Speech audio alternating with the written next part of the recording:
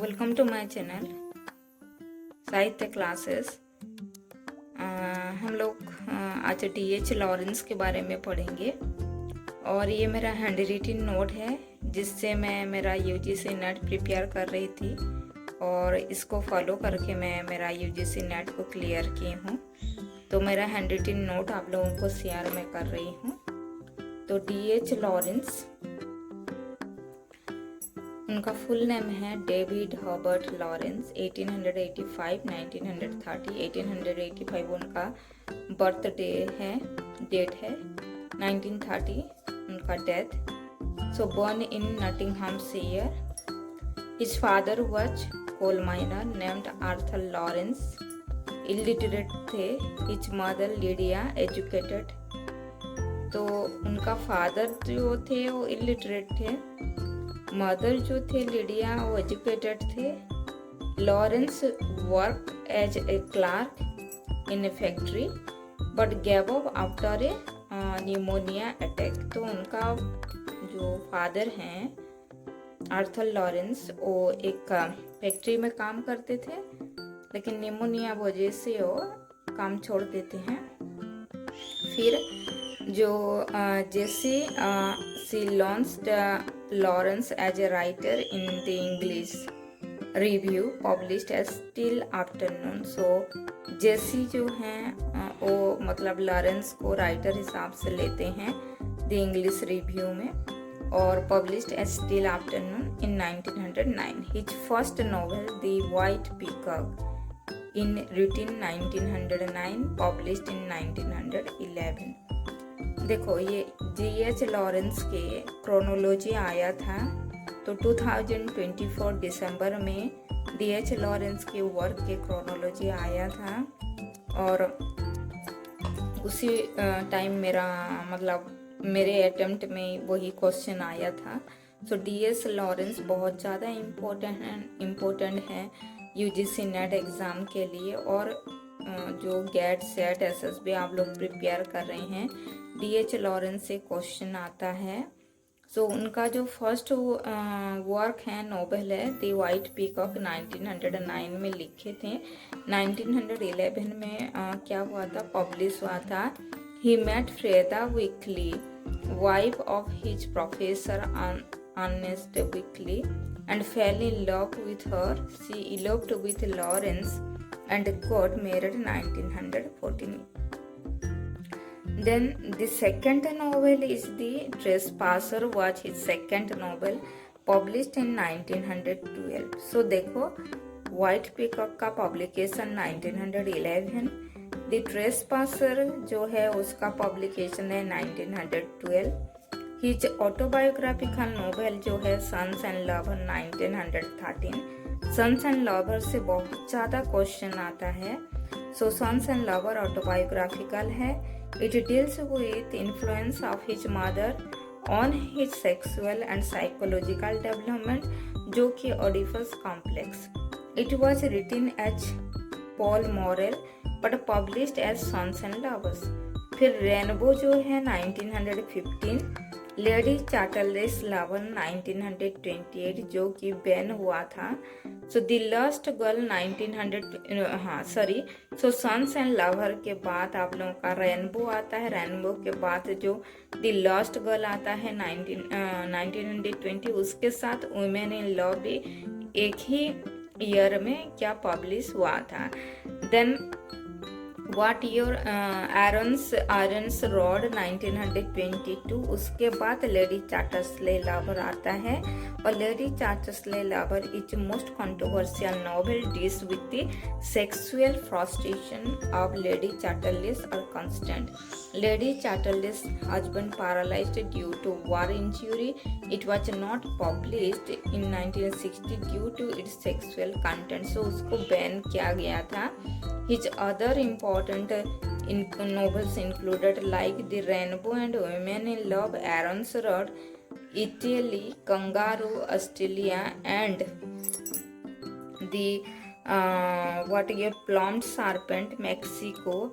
So all these are, he also wrote poetry. So ये है आप लोगों का उनका novels, ये सब novels था। उसके साथ ये पोइट्री भी लिखे हैं, नॉन फिक्शन भी लिखे हैं, जैसे कि movements in European history, psycho analysis and the unconscious, then studies in classic American literature 1923, ये है नॉन फिक्शन। देन उसके बाद हम लोग देखेंगे what your lifelong sufferer of tuberculosis. So उनको ट्यूबरक्लोसिस हुआ था। He died on 22 March 1930। ये भी आप लोगों के क्वेश्चन में आता है। Then what E.M. Forster called him the greatest imaginative novelist of his generation। वो देखो हम लोग उनका क्रोनोलॉजी वर्क को देख लेते हैं। Chronological order, the white peacock 1911, the trespasser 1912, sons and lover 1913, rainbow 1915, women in love 1920, the lost girl 1920, Aaron's road 1922, kangaroo 1923, the boy in the bush 1924, the plumed serpent 1926, lady Chatterley's lover 1928, 1960। 1928 में लिखा गया था, 60 तक वो मतलब publish नहीं हो पाया, 60 में हुआ है। The escaped cock 1929। ये है उनका क्रोनोलॉजी, वर्क सब नोवेल्स का क्रोनोलॉजी है। फिर सन्स एंड लवर्स जो है, जो थर्ड नोवेल है 1913, उसके सन्स एंड लवर के बारे में तो बहुत ज़्यादा क्वेश्चन में आता है, इसलिए इसको थोड़ा हम लोग डिटेल्स देख लेते हैं। उसका original title Paul Morel published as sons and lover. So उसका व्हाट ओरिजिनल टाइटल था पॉल मॉरल्स, लेकिन सन्स एंड लवर के नाम में पब्लिश हुआ था। 2 पार्ट्स एंड 15 चैप्टर्स है उसमें। ऑटोबायोग्राफिकल नोवेल है। It is dedicated to its editor Edward Garnett. ये क्वेश्चन में भी आता है, ये भी क्वेश्चन में आता है किसको डेडिकेटेड किया गया है, editor Edward Garnett. Morels lived in the mining village of वेस्टवुड्स।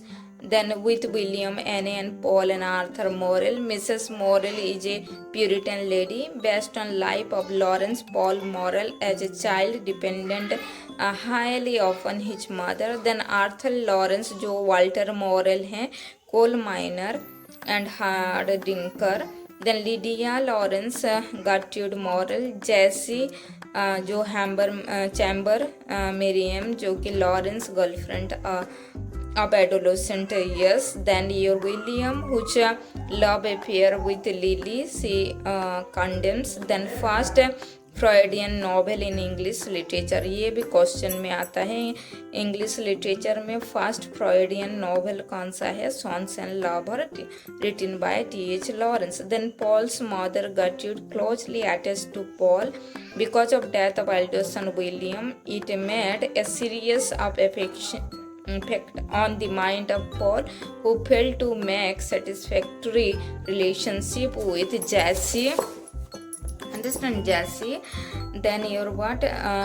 जो Miriam है, then their love affair failed when Miriam found him over-attached with his mother. Then after this, Paul started loving a second girl named Clara Doss, then who was married but separated from her husband Baxter Doss. Soon their relationship broke up and Paul's mother also died. Then what? Paul mixed morphine with the milk to bring the early death of her mother because she was in too much pain of cancer. So at last Paul was left in loneliness and emptiness. This is about your sons and lover. Then next one है Oedipus complex जो है, ये Sigmund Freud का term है और ये क्या है, साइकोसेक्सुअल स्टेजेस, जो कि आप लोग का इसी नॉवेल में आप लोगों को देखने के लिए मिलेगा। Next what your these are the terms that you can find inside the novel Oedipus complex, Electra complex, there you can find.